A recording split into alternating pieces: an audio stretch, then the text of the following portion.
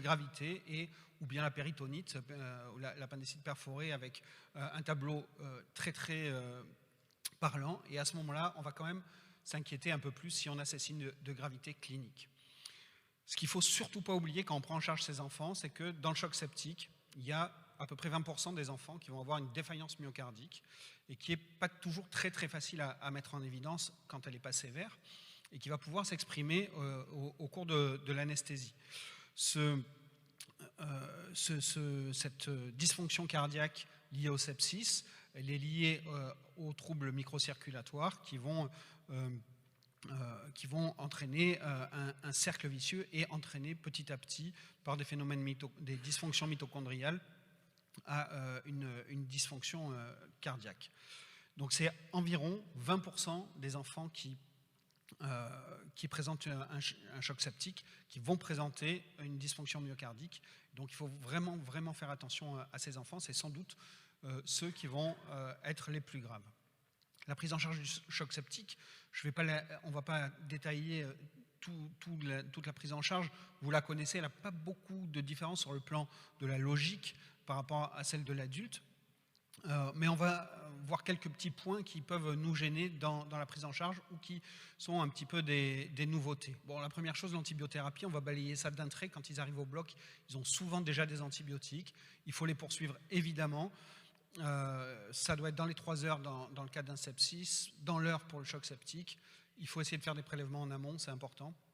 Elle n'est pas très souvent instaurée au bloc opératoire, et quand c'est le cas, il faut évidemment avoir un large spectre adapté au foyer. Dans le bilan préopératoire, il va falloir être attentif. Alors bon, le bilan classique, faites attention, savoir s'il y a une leucopénie, une thrombopénie. Ça, c'est souvent des signes d'atteinte médulaire. Dans les sepsis à bacille gram négatif, c'est assez fréquent. On peut avoir des thrombopénies, des fois sévères. Donc avant l'intervention chirurgicale, il faut vraiment s'assurer qu'on n'a pas cette thrombopénie. Le ionogramme, on va aller voir évidemment la fonction rénale, éventuellement la kaliémie pour l'induction qui va suivre. Le bilan hépatique. Alors le bilan hépatique, c'est très important parce que l'insuffisance cardiaque aiguë, et surtout chez les petits-enfants, va très vite retentir sur la fonction hépatique. On a eu récemment un enfant qu'on a reçu en choc septique. On n'a pas fait le diagnostic, il arrivait pour insuffisance hépatique, il avait une pyélonéphrite. Il avait un TP à 10%. C'était un petit bébé, c'est d'autant plus vrai chez les petits bébés qui vont pouvoir avoir une hypertension artérielle pulmonaire quand ils sont dans le premier mois de vie. Et on avait un foie cardiaque avec 10% de TP, et ça évidemment impacte fortement une éventuelle prise en charge chirurgicale. La lactatémie, on en a parlé, et la lactatémie, méfiez-vous de comment elle a été mesurée. C'est souvent sur des gazométries chez les petits-enfants, un enfant qui vient des urgences, de réanimation. Des fois, les lactatémies, elles sont faites en capillaire, et donc on peut avoir des lactatémies complètement fausses. Vous allez avoir 8 ou 9 de lactate, mais si c'est fait en capillaire, ça peut être extrêmement faussé. Donc il faut faire attention que ce soit bien un prélèvement veineux, plutôt sans garrot, ou bien idéalement artériel.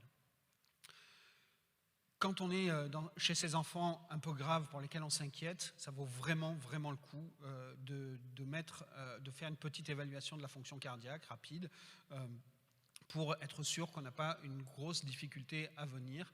De temps en temps, il y a des cœurs qui sont très défaillants, qu'on voit très bien et très vite à l'échographie, et donc ça vaut le coup de le savoir avant d'endormir ces enfants. Et puis le BNP qui est quand même assez utile dans ces situations-là aussi. Avant d'aller l'endormir, il faudra bien informer les parents. On n'est pas dans une anesthésie lambda, on a un gros risque, donc il faut bien préciser ce risque. Il faut préciser que potentiellement on peut mettre un accès veineux central, que potentiellement il peut y avoir une sortie en soins critiques.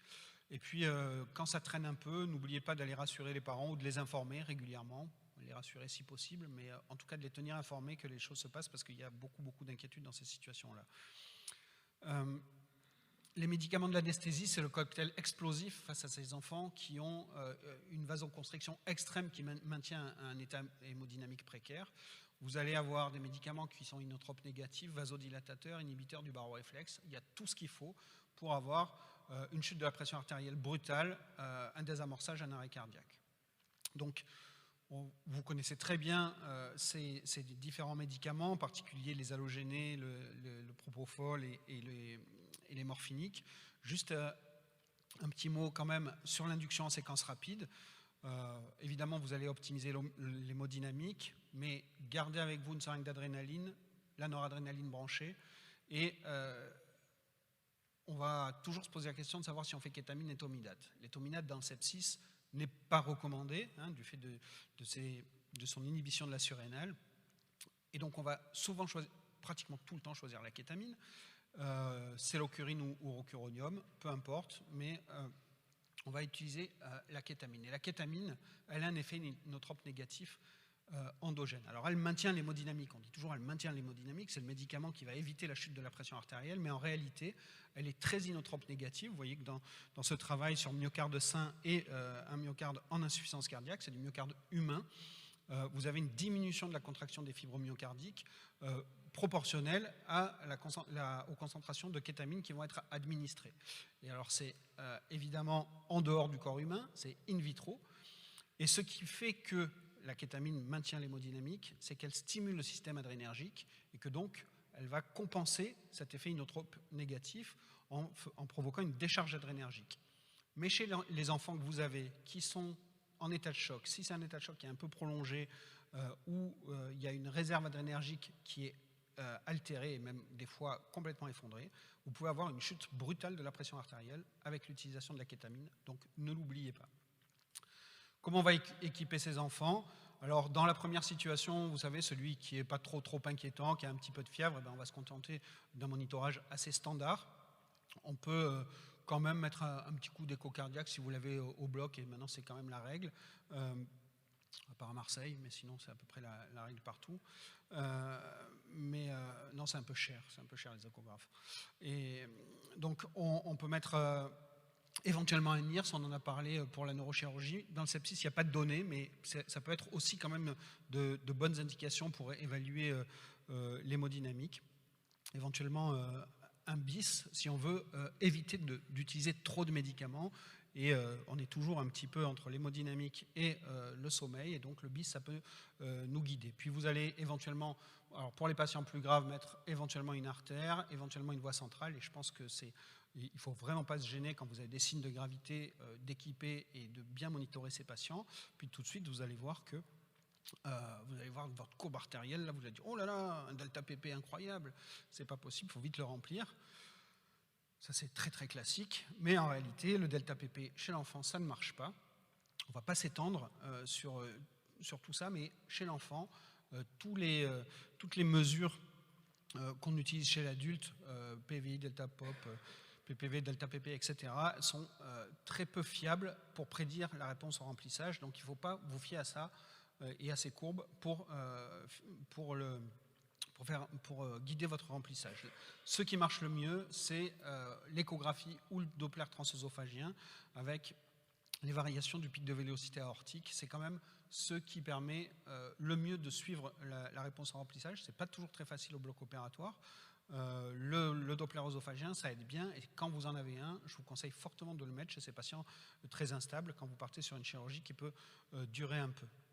L'objectif, c'est bien sûr d'optimiser le remplissage, et chez l'enfant, on a des marges qui sont encore plus serrées que chez l'adulte, et si vous mettez trop d'eau ou si vous n'en mettez pas assez, vous allez avoir des complications de toute façon. Donc il faut arriver à optimiser ce remplissage.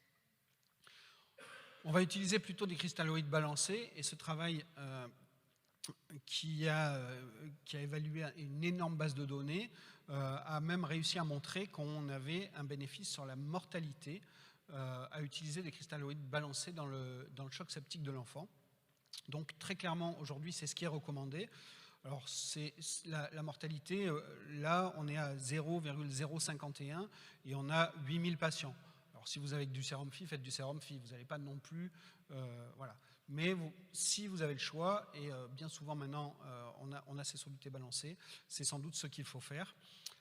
On ne sait pas exactement pourquoi, mais parmi les effets du sérum physiologique, c'est, qui n'est pas physiologique, comme l'a dit le professeur Orlier tout à l'heure, ce sérum physiologique, il va altérer le glycocalyx, qui est une espèce de couche de glycoprotéines de l'endothélium vasculaire, et il va augmenter la perméabilité vasculaire, et donc on va avoir une atteinte beaucoup plus importante quand on utilise ce sérum physiologique par rapport aux solutés balancés, et une étude du mois de mars cette année qui a été publiée dans Pediatric Care Medicine et qui montre bien qu'effectivement, alors ils ont filmé les petits vaisseaux en sublingual avec des micro-caméras, et ils montrent qu'il y a une atteinte du glycocalyx plus importante quand on utilise du sérum physiologique. Donc c'est très clairement aujourd'hui ces solutés balancés qu'il faut utiliser. Enfin, on va utiliser des amines, mais les recommandations pédiatriques n'ont pas réussi à dire quelle amine il faut utiliser. On reste dans l'incertitude. Alors, les Nord-Américains utilisent encore pas mal la dopamine, en particulier en néonatologie. Moi, j'ai plus utilisé de dopamine depuis très très longtemps. Je pense qu'en France, on n'utilise plus de dopamine dans le choc septique. Peut-être éventuellement un peu en néonat. Il y a des données là qui semblent dire que c'est peut-être en néonatologie, ça peut être intéressant. Mais très clairement, on utilise les recommandations européennes recommandent l'adrénaline ou la noradrénaline. La question, c'est pour l'atteinte cardiaque, est-ce qu'il vaut mieux utiliser l'adrénaline, la dobutamine, la milrinone? Maintenant, il y a le lévosimendan. Donc, tout ça, c'est des réponses qu'on n'a pas. Ce qu'on peut dire, c'est qu'effectivement, l'adrénaline, à toute petite dose, va permettre d'améliorer l'inotropisme cardiaque, et la dobutamine aussi. Il n'y a pas de données. Voilà. Et la milrinone, il y a quelques études qui commencent à sortir, mais il n'y a pas vraiment de recommandations formelles sur le sujet. Il faut bien se souvenir que la dobutamine et la milrinone ont aussi des effets vasodilatateurs et qui ne peuvent pas être utilisés seuls dans le sepsis. Ça doit être associé à un vasoconstricteur qui est la noradrénaline, qui provoque donc une vasoconstriction périphérique importante, augmente la précharge. Et elle a un petit avantage dans le sepsis du nouveau-né qui est susceptible de faire une HTAP, c'est aussi, comme ça a été montré dans ce travail animal, de diminuer les pressions pulmonaires dans l'HTAP. C'est discuté, tout le monde n'est pas d'accord avec ces datas, mais il y a un seul travail qui permet de répondre à la question, donc on le présente. Enfin, l'adré, donc à petite dose, et toute petite dose, dès 0,01 gamma kilo minute, on a un effet inotrope positif, donc 0,1, 0,01, 0,02, jusqu'à 0,05, on a assez peu d'effets vasoconstricteurs, mais un effet inotrope positif. Voilà, donc pour votre prochaine garde, essayez de bien faire le diagnostic de sévérité. Il y a une très grosse importance de la clinique. La golden hour avec la nécessité d'avoir des antibiotiques très rapidement dans le choc septique. L'anticipation de l'effet des médicaments, parce que c'est vraiment une grosse difficulté au bloc opératoire. C'est antinomique, mais on n'a pas le choix. Un monitorage adapté. Le Doppler, l'échographie cardiaque, c'est quand même les outils les plus performants. Les solutés balancées pour le remplissage et la noradrénaline et l'adrénaline qui sont quand même un bon